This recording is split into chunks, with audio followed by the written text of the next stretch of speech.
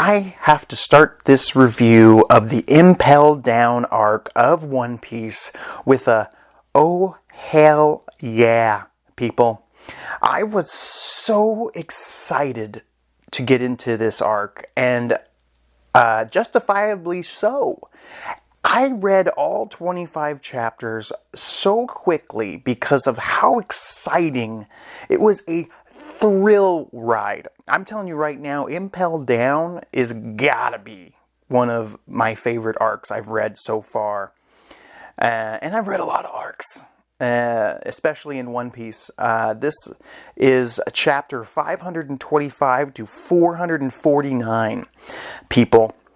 Impel Down! I apologize in my last review of Amazon Lily. I think I referred to Impel Down as Enies Lobby a couple times. It gets confusing. They give you a lot of information. Please forgive me there.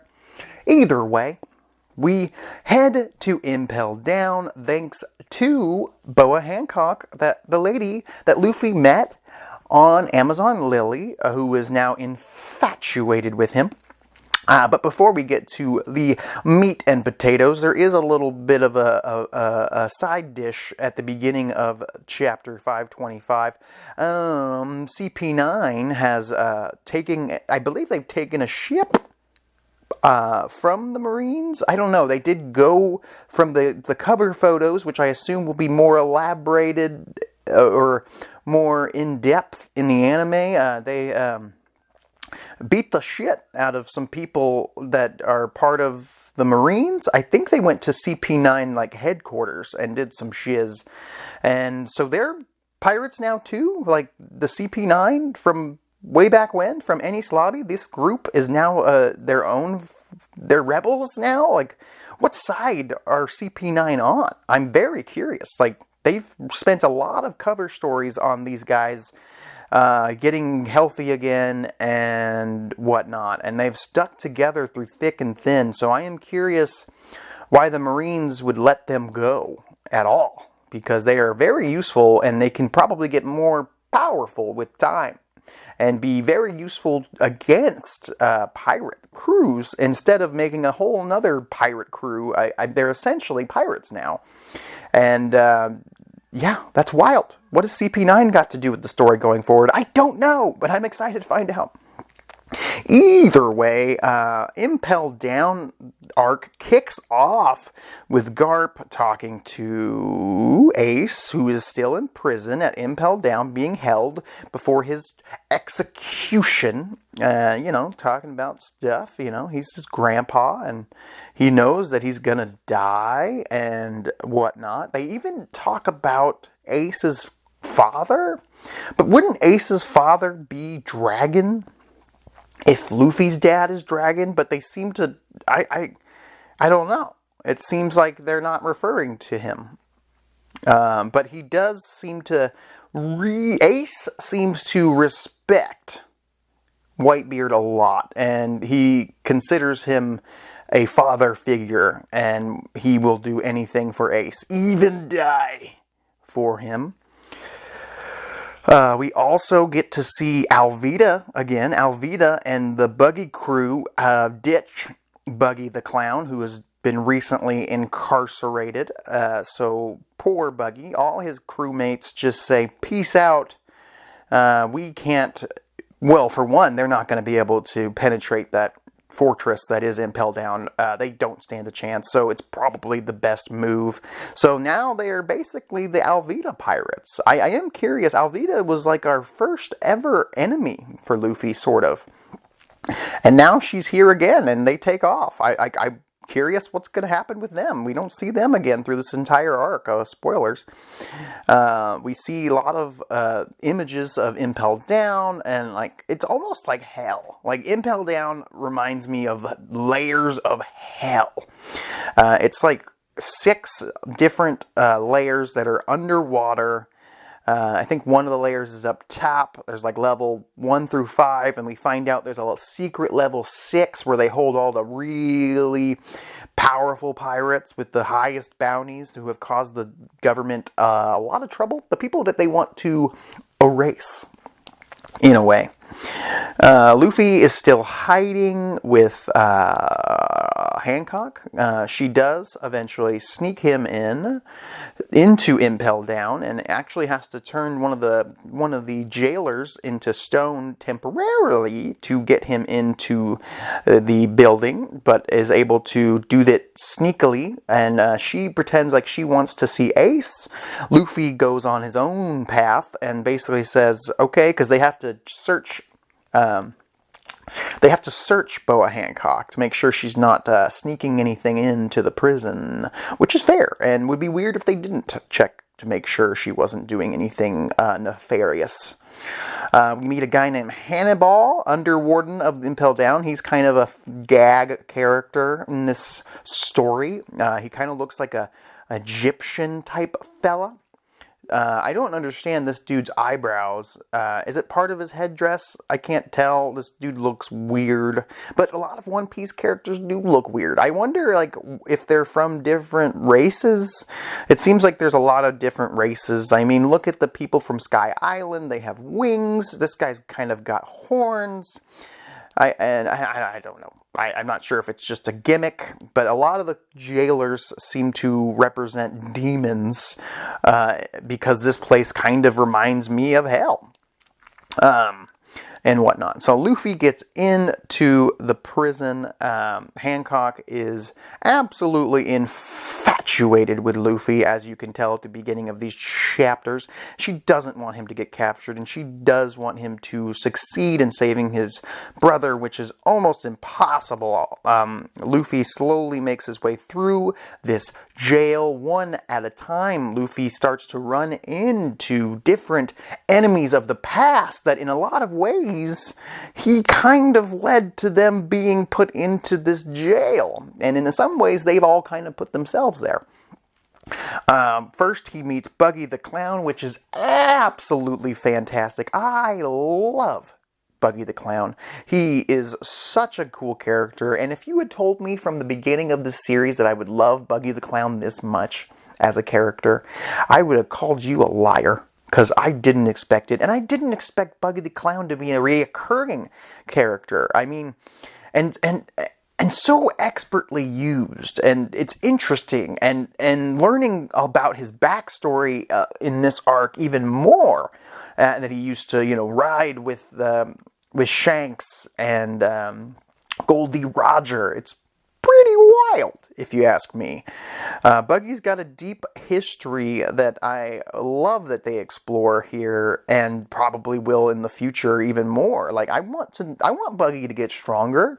I want him to be more of a threat. There's a whole gag here where Buggy eventually decides to help Luffy, but the whole time, this whole escape, Buggy is just telling Luffy, yeah, I'll help you out, get to this one level, and then he's like, I'm ditching you, but then he ends up having to help Luffy even more, and Luffy's just a sweetheart, and just keeps telling him, hey, thanks for getting me this far, peace, I hope you make it out of here. Also, turns out that little armband thingy that Nami let Luffy have from Thriller Bark is something that Buggy has been looking for to find a specific treasure that he's looking for that isn't the One Piece. So there's a specific treasure that Buggy's looking for, and I'm curious to know what that is. But Luffy gives him the armband that he can use to get that treasure. So that Buggy will help him, which is pretty cool. You get to see Buggy help Luffy fight some of the jailers, these gorilla guys in hoods, and it's a funny little fight battle with him, and he uses his chop fruit ability oh so well. He gets his head cut off and all that stuff. He lets Luffy hold his feet so that they can fly or something. It's interesting, like, as long as Luffy's holding his feet, they can hover above the ground, because his chop ability allows him to hover a certain distance from his feet, but his feet can't hover. I don't know, but it's cool. I think it's cool. I think that he uses the chop fruit to the very best of his ability. He's obviously not much stronger than he was when we first met Buggy. He's got new tricks and stuff, but he's not increased his ability like Luffy has since the last time Buggy saw him. But yeah, they team up, they work together, they do their best, and they actually eventually run into Mr. 3 on their path as they run through different obstacles like spiky trees and grass that they could get skewered on. Luckily, Buggy can split his body into multiple pieces and just walk right over these spikes. They keep going down lower and lower and lower into hell. But yeah, they meet Mr. 3, the wax guy. If you had told me that Mr. 3, of all people from this story, would become not only helpful, but a major part of this escape. There's a point during this story where he literally saves everybody with his wax abilities, and it's crazy to me. There's a bunch of monsters in this Impel Down at different levels that Luffy, Mr. 3, and Buggy have to deal with. We eventually meet the Impel Down warden, Magellan. He's got the venom fruit. Apparently he has multiple hours of diarrhea every day because of this fruit, which kind of sucks. But he's extremely powerful. And we find out later about how powerful he can be. So the story continues. I was debating on cutting the story in half for my review to be more in detail and whatnot, but I couldn't stop reading it. So we're going all the way, people. We're going all the way. All 25 chapters I wanted to read before I made this review because there was a lot of unanswered questions. There is a point where Buggy helps a bunch of prisoners, and they all think, in a lot of ways, a lot of these prisoners who, in some ways are more powerful than Buggy, think that he is in charge of this escape and respect the shit out of Buggy, which is funny AF. And I don't know, maybe he's gonna have a new crew, and that's why Alvida took his crew storyline wise. I wonder if these guys are going to help Buggy the whole way. Because there's a point where they won't listen to Luffy. They won't listen to Jinbei, which we'll get to. But they will listen to Buggy, which is amazing. Yeah, Mr. 3 joins up with them. We actually get to see, for the first time, Jinbei, the first son of the sea, one of the 7 warlords of the sea, or former, because he kind of quit because he didn't want to go to war for Ace and Whitebeard and the government. He's all against the war. And he also seems to know Arlong. At some point during the Impel Down, he does think about Arlong, my favorite villain from this entire series so far. And it's exciting to me, but I was a little disappointed because not only does he not bring up Arlong in conversation, he thinks about him and thinks about it. But we don't see Arlong or his crew in this entire prison, even if they didn't let him out because of what he did to Nami's mom. Bellamy, I think her name was. I can't remember. Either way, even if they didn't let him out, it would have been cool to see Luffy interact with him again. And yes, it was very cool to see him interact with Mr. 3 and Buggy and eventually Crocodile. Oh my god, don't get me started on Crocodile. Crocodile had such an amazing part in this whole escape for me. I don't know. I was just so excited. It gave me Vegeta vibes from Dragon Ball, how he's now becoming almost an anti-hero type thing. I don't know what exactly is going to happen with Crocodile's character, but I never thought that I'd be so hyped up for him to team up with Luffy. But I am. I think the only character I would have been even more hyped up for would have been Arlong, just because of how much I respect his character, and I really enjoyed his character and his arc.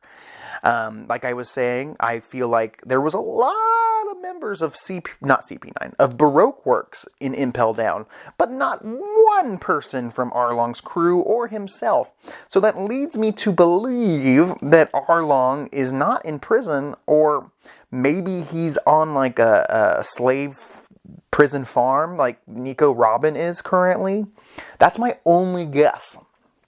for where he might be, but I assumed he was going to show up during the Impel Down arc, and I really would like to see him return, especially since I feel like there's some unanswered questions here, and luckily Jinbei did think about him, so why would you think about him if he wasn't going to do something down the line?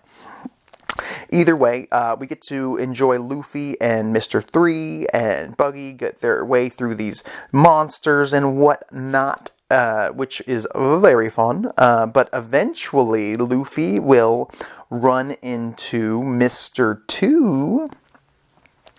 Mr. 2 is, Bon Clay, as you remember from Baroque Works, who also is imprisoned here. And Mr. 2 was actually, I think, imprisoned in the burning hot area. Yeah, there's a lot of villains, not villains, but guards they have to deal with that I don't want to get into deep conversations about. I'm more excited about the characters they get to team up with, like Mr. 2. Bon Clay is a legend among legends. Bon Clay, Mr. 2, is such a legend. Oh, there's the security chief, Sadie, who's all about the fan service. She kind of got some demon horn get up going on. She holds a pitchfork and whatnot. She's involved. She's got a bunch of giant zone fruit animal soldiers. She does some stuff. Either way, Boa Hancock talks to Ace for a hot minute and just lets him know that Luffy is here. There's a funny moment when Luffy finally gets paired up with Bon Clay. He pretends to be Zoro for a hot minute, and I'm like, how did Zoro get into this prison? Was he turned in by Perona? But turns out, nope. It was the White Swan of Baroque Works, Bon Clay. Bon Clay, they have a happy friendship reunion. They team up. Bon Clay is the only person out of himself, 3, and Buggy to want to be a part of helping Luffy here. And it's really cool just to see him back in action again. If you had told me once again that Bon Clay, the first time we met him on that ship when they were playing around with him, that he would become such a major, important part in Luffy's adventure, I don't know. I wouldn't believe you, and I'm so happy that his character did the stuff he does in this story, in this arc. He kicks ass, he takes names, he teams up with Luffy the whole way through. He's a big part of this escape. If it wasn't for Bon Clay, there would be no escape. Luffy even gets to do some team-up moves with Mr. 3 as well, where he has him put some of those wax weapons on his body, which is pretty funny, and it makes a lot of sense because then it protects Luffy and makes him a little stronger, and whatnot. Still, Luffy does run into a very powerful opponent midway through this arc, where he has to go head-to-head with the Warden, Magellan, and Luffy basically loses. He tries his very best. He punches as hard as he can, but he can barely touch the guy because he's surrounded by venom and poison and gases. He's a tough opponent. Like, you have to have some kind of special devil fruit ability to deal with him, which is shown later when Mr. 3 goes head-to-head with him. But Luffy gets his ass beat. Basically gets poisoned all to hell. And he almost dies. Luffy literally almost dies. If it wasn't for Mr. 2, who disguises himself as the Underwarden and helps Mr. 3 and Buggy get away, and then he carries Luffy through a snowy area, I believe, and fights some wolves. It's intense. And there's a point where I think that Mr. 2 is going to die before he can even save Luffy, who is currently dying from poison. There's an amazing shot of Bon Clay coming to save Luffy, saying, "Straw Boy, I've come to save you in the name of friendship. And it's absolutely fantastic. And they ask him why he's doing this. And he's doing this because he's his friend. Bon Clay might be Luffy's best friend. Like, literally his best friend.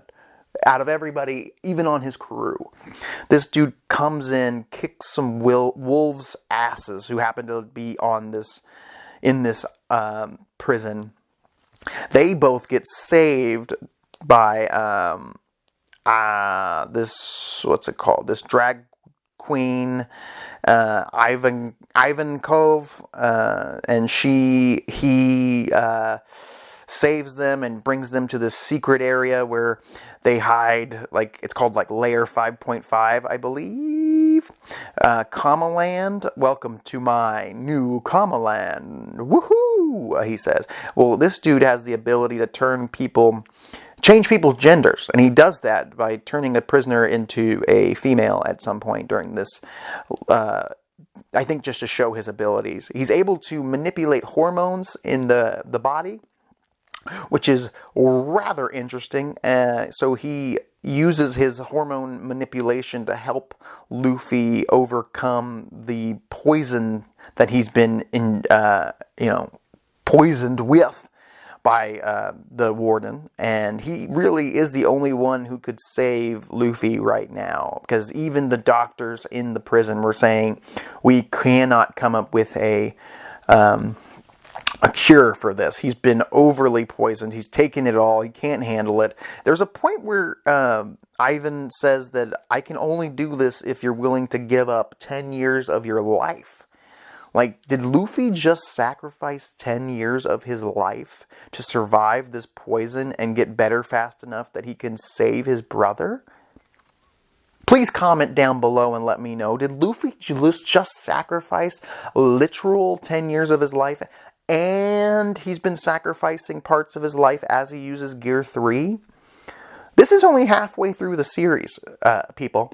And Luffy's giving up large chunks of his life early on. I'm going to be so sad if Luffy dies a young man because of all these sacrifices he has to make to save his friends and family. Just saying. It takes a while, but Luffy does get back up. He does heal. He does return to fight once again. And the first thing he says after he finally awakes, after 20 hours of struggling to fight this poison, this venom that's in his veins, food is what Luffy says, his ultimate medicine. Luffy eats almost all of their supply of food. These prisoners that have been hiding in the cracks of this prison and just secretly living here. Luffy says he's all better, but obviously he's not. Ivan ends up giving Luffy a little bit of a adrenaline boost that he tells him, like, you can use this and it'll make you be able to fight at full power, but in 24 hours you ain't gonna feel great. So what it tells me is this next part of the story of them saving Ace is going to be in like the next 24 hours. He's got one day to save Ace, which is perfect because Ace has only got like a few hours left.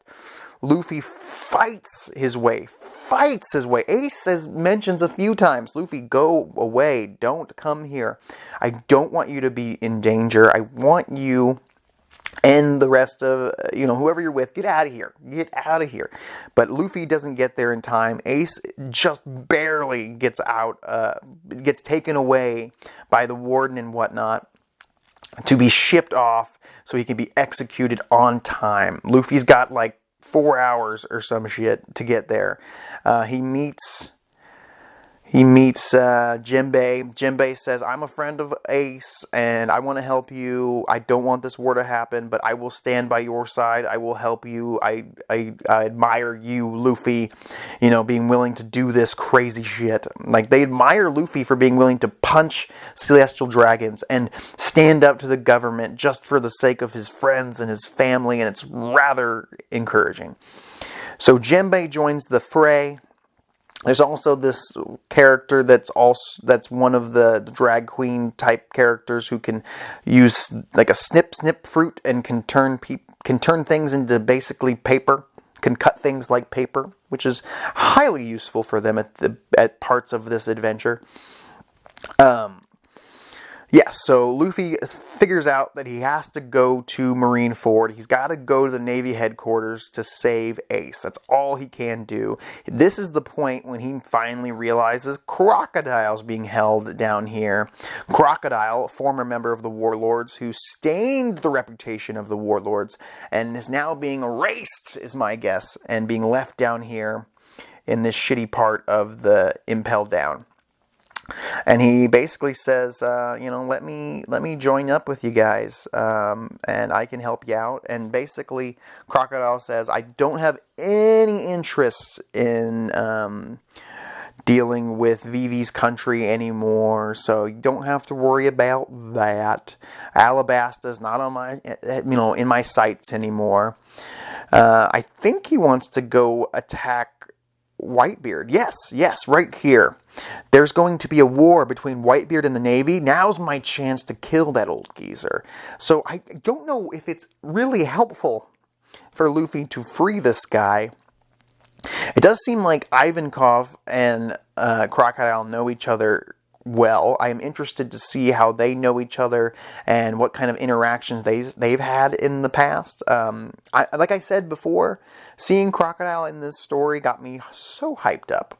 And the only other person that would get me even more excited would have been Arlong. And to be honest, I don't know this Jinbei guy so well. If story-wise, if they needed a fishman, I think it would have been kind of cool if Arlong was the fishman involved here, or if Arlong was in place of Mr. 3 or something.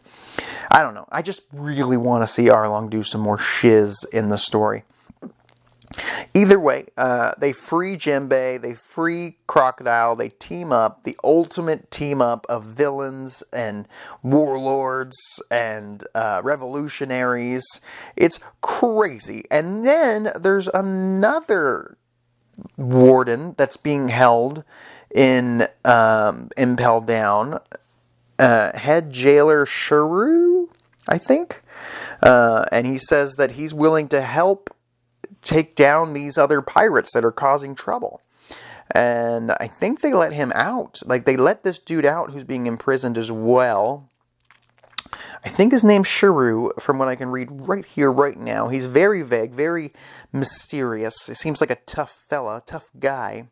I thought we would end up fighting him at some point in this story. He actually just ends up killing a bunch of guards, which is crazy. I'm not sure if he's on somebody's side or not.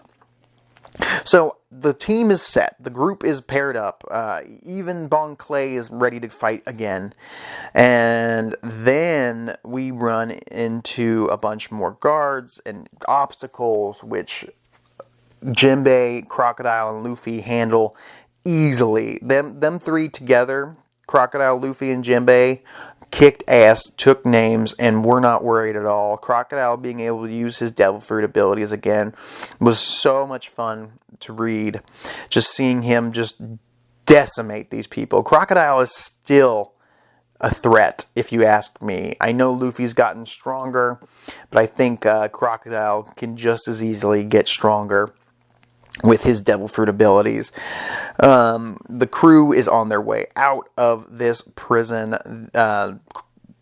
Mr. 3 and Chop Boy himself, my man Buggy, are freeing prisoners left and right. They also, on the way, Mr. 1 gets freed by Crocodile. Mr. 1, Daz Bones, I think.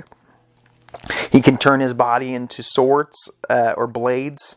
He gets freed and he kicks ass and takes names. I forgot about Mr. 1 for the longest time.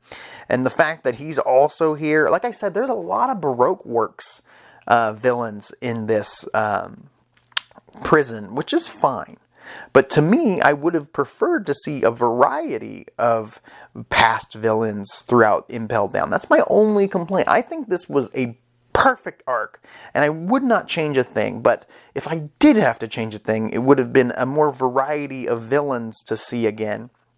Like I don't know, the villain that was on Usopp's island. I cannot remember his name. But he would have been kind of cool. Arlong, like I mentioned before. What's his name? What's his name? King Wapple would have been interesting to see.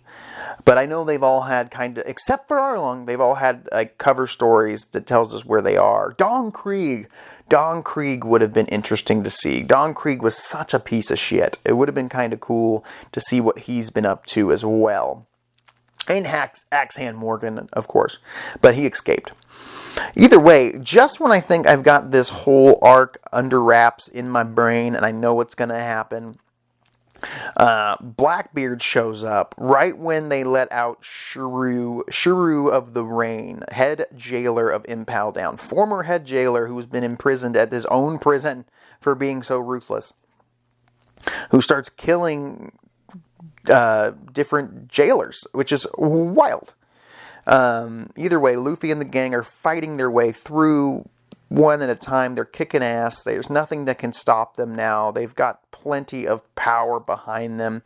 Luffy has formed a elite team to save them. There's a really funny picture of Sanji being chased by more drag queens, it looks like, on whatever island he's on. And there's also a cover photo of Nico Robin trying to escape from where she's at. I think she gets help from revolutionaries, if I remember correctly. But yes, Blackbeard shows up with his crew, and he's not supposed to be here. They mention it a few times. So what are you doing here? And he runs into that head jailer that also got out, which is interesting. I'm curious if they're working together. Because I don't know. He says, "You must be Blackbeard, Marshal D. Teach." And he's like, "That's right. And who are you?" So I guess they aren't working together? I don't know. It seems very vague what Blackbeard's even here for. What is he at this jail for? Either way, Ivan turns into a girl. They start fighting. They go head to head with the Underwarden, who doesn't stand a chance. Eventually, Magola, Luffy, and Blackbeard all come head to head, and Luffy's just pissed off because he figures out who Blackbeard is, and the fact that Blackbeard's the reason that Luffy's here technically, because Blackbeard's the reason that Ace was imprisoned at Impel Down, and that Ace is going to be executed because of Blackbeard. Luffy loses it for a second and attempts to beat the shit out of Blackbeard. Blackbeard even mentions, after being pummeled by Luffy a few times, that his abilities have gotten stronger, and he even mentions hockey. So my only guess is that Blackbeard knows about hockey. He says, "You're stronger than I thought, and your hockey is stronger than the last time I saw you." So did Luffy have hockey way back before Skypiea? Has Luffy had hockey this whole time? Like, portions of it? I know he's demonstrated his ability to force people. I don't know, like he yells at people and they stand down. It seems to be the hockey I've noticed that he has. I don't know. He's very forceful. He's very demanding. But before Luffy and the gang could even deal with Blackbeard, the head warden shows up and starts hitting people with poison left and right. And he goes up to Blackbeard. "You must be Blackbeard." "That's right." And he hits all of them with the poison. The entire Blackbeard crew gets decimated by the venom fruit, which to me is like, what? Couldn't Blackbeard use his abilities to, like, absorb this power like he did with Ace? Am I wrong here? Blackbeard and his crew gets taken out quickly. So Luffy and the gang are just about to get out of here, but they're dealing with this Magnolia dude, this warden, who's just insanely powerful with his venom fruit, and he has to be distracted by multiple different people that have been helping Luffy the whole way. Ivankov, Mr. 3 ends up being a major component in this and creates an entire candle wall. I forgot how powerful Mr. 3 could even be with his abilities. And they find a way out of no way to get so close to escape. Luffy even has Mr. 3 make fake boxing gloves out of wax so he can punch this dude even though he's covered in venom, because if Luffy touches the venom again, he's in deep doo-doo. Turns out that all the ships that they were going to steal a Navy ship, by the way. And turns out the Navy already took all the ships away from Impel Down. But you know who doesn't give a shit about that? Jinbei, the fish man. Jinbei takes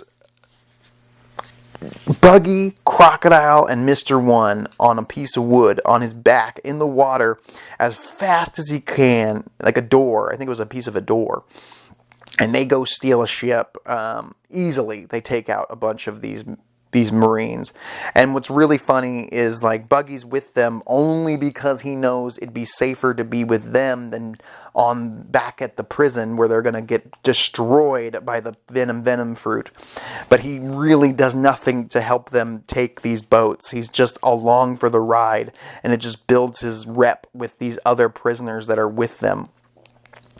Luffy goes head-to-head with the Poison Fruit Man up to a point, but this dude's going all out and just eviscerating people with his fruit, and even the wax can't defend him any longer. And literally down to the wire, they're dealing with this mother effing poisoned guy. I mean, I was thinking maybe the only thing they could do is possibly put him into the water so his devil fruit abilities won't work if he's underwater, just like they were trying to do to them at one point. But luckily, Jinbei summons some whales, and they help everybody get off of the prison and onto the boat they stole. Even though they got a boat, and even though they got out of the prison, they run into the great walls of justice, the door of justice that we saw way back at Enies Lobby, like this the Impel Down's door of justice, and they can't get through. These gates of justice are shut, but suddenly they start opening, and we're wondering why. I'm wondering why. Turns out, Clay makes the ultimate sacrifice, and supposedly dies here. Luffy mentions at the end of the arc, like, he could still be alive, but even the warden says, like, you have any last words, basically?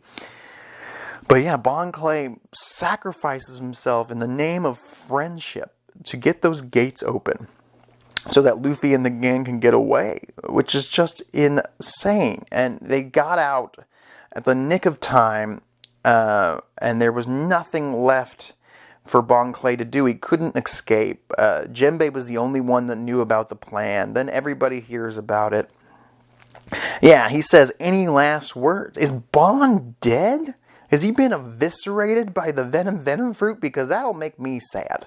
I've been asking for a main character to die for the longest time, but I don't know if I want to lose at this point. Like, I was at the point at the end of this arc, before made this sacrifice, I was like, this fella should join the crew. I would take Clay as part of the crew any day. The ability to transform into other people could be very useful to the Straw Hats, and he's just a fun character. I thought he was kind of annoying the first time we met him, but now he's become one of my favorites. Clay is so cool, and I hope he's still alive. That's my hope. But if he did die, that was such a cool ultimate sacrifice. I'm going to assume he's dead, and he made that sacrifice right now. But you know how One Piece can be with their quote-unquote sacrifices? We'll see. But I was so sad to see him go, but also so pumped just for how manly he was, just willing to give it all up for the name of his friendship with Luffy, which is so cool. I didn't expect it. Yeah, at the end here, Blackbeard does team up with this dude. I welcome you. Looks like you'll be a great ally.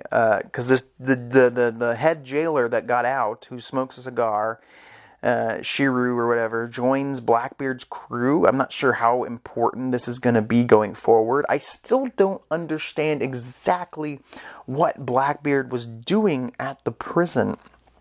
Like, I don't understand what his game plan was here.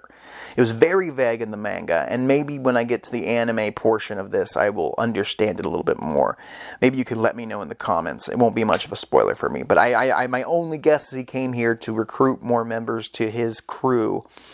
And maybe this guy's the guy. Maybe he didn't have a plan for who he was going to recruit, but his plan was to recruit the best of the best that he could find. So, because it seems like he's turning against the government, because he's doing things that he's not supposed to do as a warlord. I don't know why he would become a warlord just to be kicked out of the warlords for not listening to the government. What was his plan if Luffy wasn't here causing all this havoc? Like, was he going to do all this on his own? I don't know if he could have. Like, if it wasn't for Luffy, this warden dude wouldn't be out of his cell, who could have helped them from the poison. I don't understand. What is going to happen? Bon Clay made the ultimate sacrifice. The rest of everybody else pretty much makes it onto the ship. Crocodile, Jinbei, Mr. 3, Mr. 1, Buggy the Clown. Buggy has an amazing speech, and he gets everybody hyped up. Everybody on the boat finds out about Buggy's past, about being teammates with Shanks. They also say something about blood brothers with Shanks. Are Buggy and Shanks related? Or was that just a term they used? Blood brothers? They said, like, are they family? Are Buggy and Shanks related? Because that is news to me and rather interesting. If they're brothers, that's insane. And they've held that secret for a long time. So everybody on this boat finds out that he's got this huge history being part of Goldie Roger's crew, and they all decide that he's Captain Buggy, and they'll follow him to the end of the earth, and the whole crew's headed to Marineford to cause some havoc, save the mother effing day, and we're on a time limit here. We got like less than 4 hours before the execution of Ace, and that's where our story ends, right before chapter 550.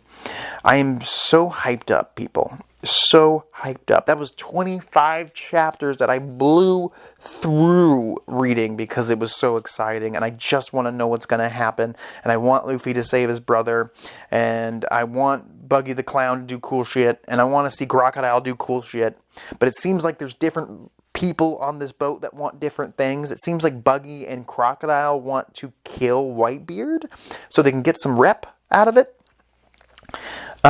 Which is insane. It sounds like we're going to need Whitebeard in this fight. I'm really excited to see what happens next. What was your guys' thoughts on the first time you read or watched Impel Down? Because I enjoyed the crap out of it, and this story just gets better and better and better, and I can't stop reading it. And I jumped right on to this review as soon as I finished it because I want to keep going. I want to know more, and I'm going to be so sad when I run out of One Piece material because I'm going to have to find something new to bide my time with, my reading time with, my anime time with. And I know I've got plenty more One Piece to go through and a crap ton of One Piece movies to watch. So I'm only halfway through, but I'm so excited to be catching up and to make it to the new world. And this whole arc had nothing to do with the rest of the Straw Hats. So this is exciting. I wonder what Zoro is up to with Perona. Is he still healing? What is Sanji doing? Like, is everybody okay? Is Nico Robin going to escape? Is Nico Robin with the revolutionaries? Is Nico Robin going to lead an army of revolutionaries to help Luffy? I don't know. So many unanswered questions.